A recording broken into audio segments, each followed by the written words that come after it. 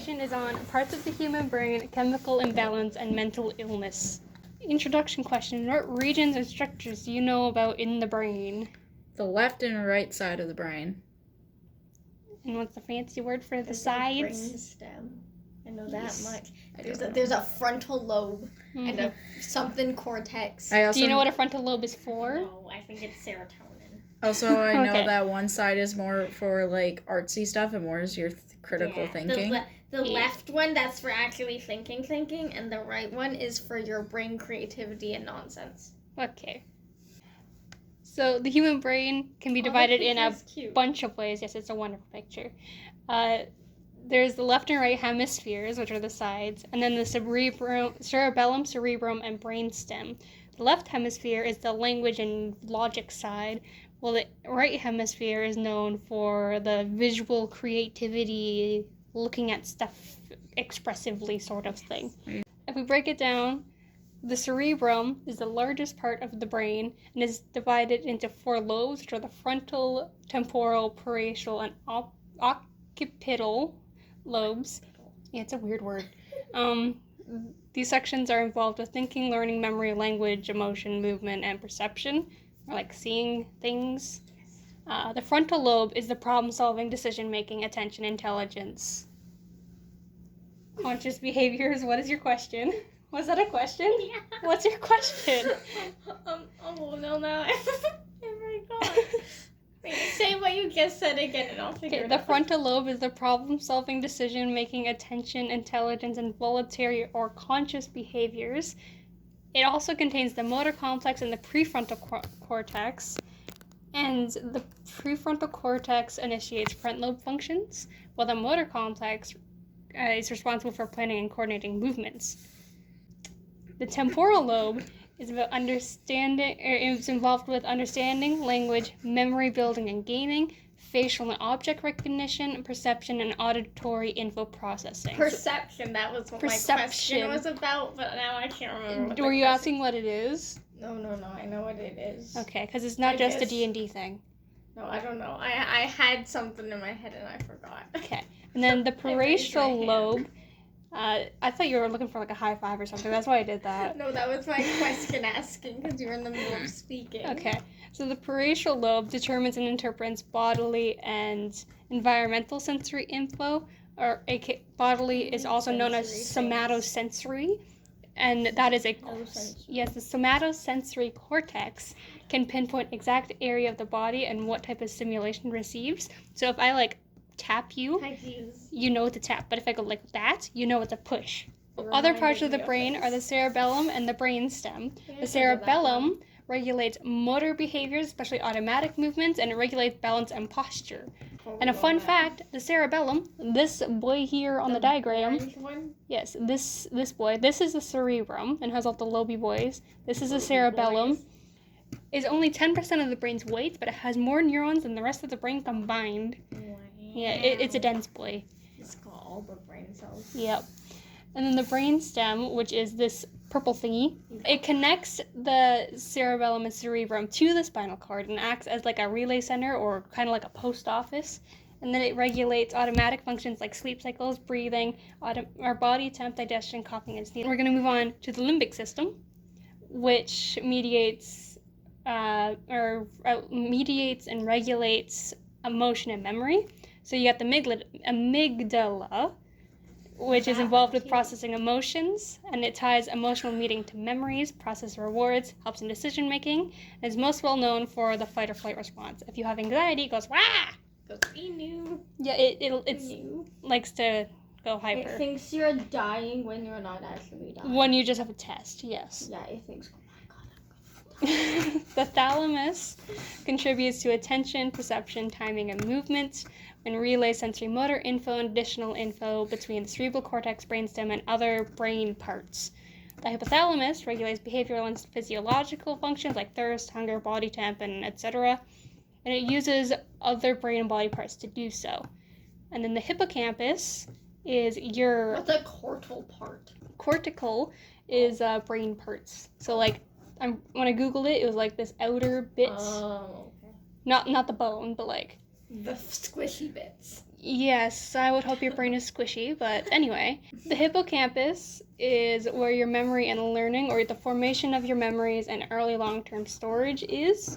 So, like in Inside Out, the short-term memory was in Riley's brain with all the little orb things, and then they would get, like, shot up the thing, and then into long-term memory. Yes. That's beautiful. Question 2. What do you know about these neurotransmitters and hormones, dopamine, serotonin, and epinephrine, aka adrenaline?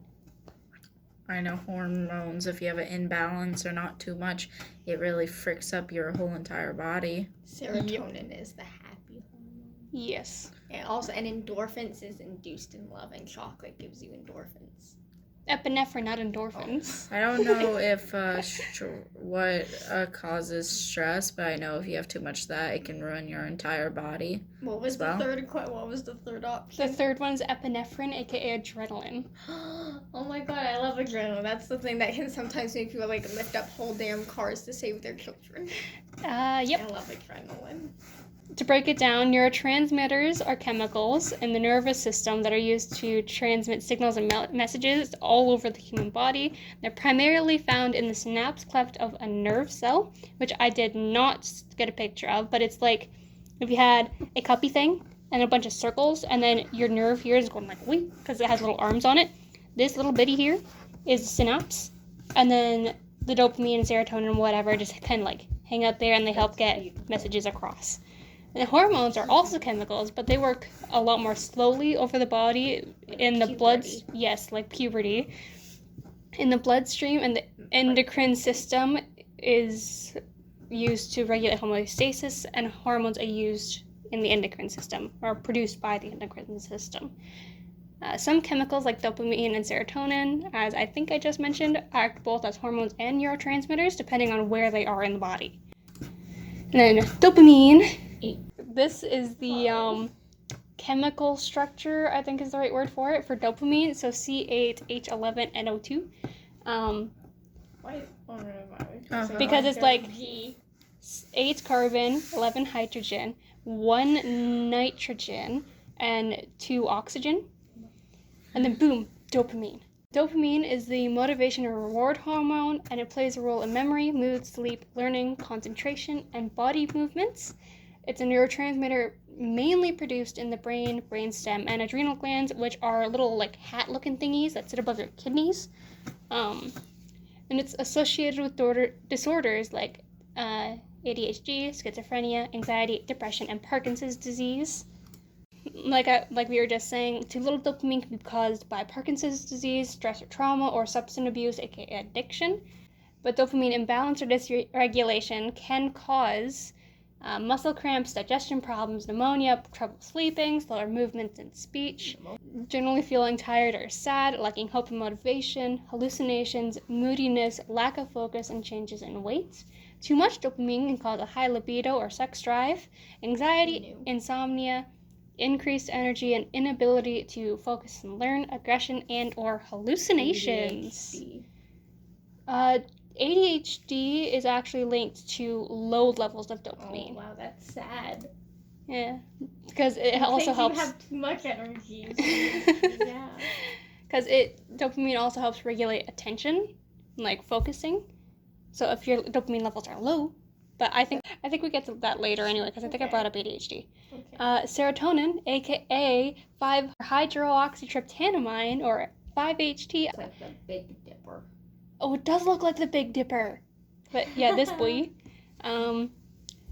It's also known as the happy hormone. It helps with mood regulation, stabilization, cognition, which I think is like braining things, learning, memory, sleep, bone health, gut health, and blood clotting or wound healing. Most serotonin is found in the gut, since roughly 90% is produced there, and can only be made from your diet due to the requirement of tryptophan, which is a molecule that can't be made in the human body. Also, serotonin is often the target of medication to treat depression, anxiety, and mood disorders.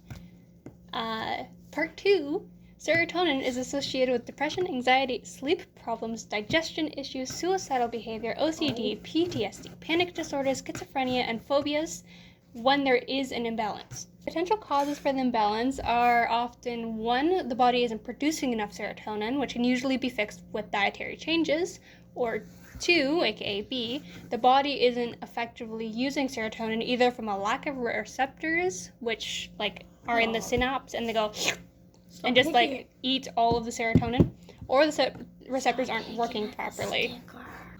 Too much serotonin can lead to serotonin syndrome, and this occurs when serotonin levels go up too much in a short time. Usually that would happen when upping a dosage of meds or when mixing a prescription medication like Prozac with an herbal supplements like St. John's wort, which can also boost serotonin. This can be fatal in severe cases, but it's often very mild, and it doesn't happen every single time you up a prescription. Too little serotonin can lead to disorders mentioned at the top of the page, which I'm not going to read again. Dopamine versus serotonin. First off, what do you think the differences are? Without reading the page. One makes you happier, and the one gives you more hypers, and the other makes you get generally pretty happy. Do you have an answer? No, not really. One gives you like crackhead energy, okay, like run around full of sugar energy, and the other just makes you happy, like when people see babies and they go, "Aww!" When they see a baby, that's oxytocin. Oh, well, I don't like babies. Serotonin is like mellow. Both dopamine and serotonin are neurotransmitters and hormones, but they have different purposes. Serotonin provides happiness, calmness, and focus. Dopamine provides satisfaction of completing something and motivation, or like you finally submit a test and you're like, oh my gosh, I am so glad that's over. Or you beat best fiends level that take like decades. Or you beat a best fiends level, yes. Dopamine is mostly stored in the brain and produced in the brain, while serotonin is mostly found in the gastrointestinal tract or your intestines, because that's where nutrients is absorbed. But the two can also be complementary, since dopamine can cause or create or stimulate hunger, and serotonin suppresses said hunger. So moving on to epinephrine, aka adrenaline, which is again both a neurotransmitter and a hormone, and it's key in the fight or flight response. So as a neurotransmitter, it plays a role in metabolism, attention, and aka focus, panic, and excitement.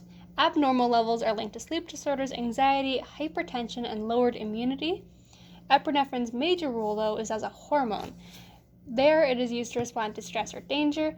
It kicks in when norepinephrine, aka its parental neurotransmitter, and it creates epinephrine, and then it activates epinephrine when it delivers a danger message from the hypothalamus, and then the adrenaline maintains this flight or fight response until the danger is over, because norepinephrine kicks it off. And then epinephrine can also be used for anaphylaxis, cardiac arrest, eye surgery, asthma, and septic shock due to how quickly it starts acting and treating the most severe symptoms, because it can open up your airways and raise your blood sugar if it's dropping. It knows how to respond. Yes, aka it causes you to think you're dying, and then it solves it when you are dying. Lovely. That's one way to put it, yeah. But like EpiPens contain epinephrine. And here is our wonderful adrenaline chemical formula and structure. It's ho-ho. Yes, lots of ho-hos. Ho-ho-oh. Anyway, too much epinephrine can cause high blood pressure or hypertension, rapid or irregular heartbeat, cold or pale skin, severe headaches, nervous feeling or jitters, or like that really shaky feeling you get when you're supposed to like do a presentation. It can also lead to overdose, which goes high blood pressure, stroke, then death. Yeah. A lot of these traits are from just the fight or flight response, because you get the pale skin when your body diverts blood from the upper parts of your skin into your core muscles or like your extremities, so you can speed away real quick. But too little, yes, you have a question? Too little sounds like diabetes. The headaches, the low blood pressure. Yeah. The low sugar glucose, that sounds a lot like hypoglycemia. Yeah, that sounds a lot like diabetes. And it can change blood pressure, cause sleep problems, and lead to anxiety or depression. And now we are almost done. Depression, specifically major depressive disorder, and SSRIs. Major depressive disorder, or MDD, is a mental disorder that is characterized by low energy, suicidal thoughts, tendencies, a lack of interest in old hobbies, trouble focusing, and a depressed mood with occasional breaks in happiness, like once every couple months or so-ish. Serotonin is linked to depression because of the success of SSRIs, like Prozac and Zoloft, that often help. Because of the success of these, it often helps treat depression and anxiety. If those don't work, medication that targets the dopamine system can help some, since there is also an improvement in systems with dopamine-related treatment. And I'm sure you're asking what SSRIs are at this point. Yeah. So it's a type of antidepressant that inhibits or prevents the reabsorption of serotonin by the neurons. So when they go across the synapse, sometimes it could just get all absorbed like way too sponge. fast. Yeah, sometimes they just absorb too much of it, and then there's not enough, and then you get depressed. But this increases the availability of serotonin as a neurotransmitter, and as previously mentioned, it is often used to treat depression and anxiety. And then here we have PTSD and epinephrine. I completely forgot I did not include ADHD in this, but that doesn't matter. That's okay. So here is our wonderful cortisol. It's the ADHD. I forgot to It mention is. it. Yeah, I don't have the ADHD though. I have the TISM. But But cortisol, it probably looks out of place, but it'll make sense in a bit. So PTSD, or post-traumatic stress disorder, develops in some people after either a severely traumatic event or series of events. like the war. Yes, like war or a car accident or abusive families. Yes, or even just abusive relationships. But symptoms include chronic anxiety, sleep troubles, difficulty focusing, irritability, panic attacks, being easily startled, flashbacks to the events, hyperarousal or heightened states of alertness, and hypervigilance, which is constantly being on guard for potential threats. So like when Hunter in the owl house was pacing around waiting for Bellows to come back, that was hypervigilance. I love Yes, the poor PTSD boy. PTSD is also linked to epinephrine and cortisol, since they are both part of the fight or flight response. So normally, aka in a non-PTSD brain, epinephrine works short-term to provide the brief fight or flight response, while cortisol works long-term to regulate the body's response to stress. However, PTSD can cause biological changes in the brain, which will create dysregulation in that system. For people with PTSD, cortisol levels actually tend to be low, even in a panic attack where epinephrine spikes. Just like with depression, dopamine and serotonin tend to be low, but then other things tend to be all over the place and just not a fun time.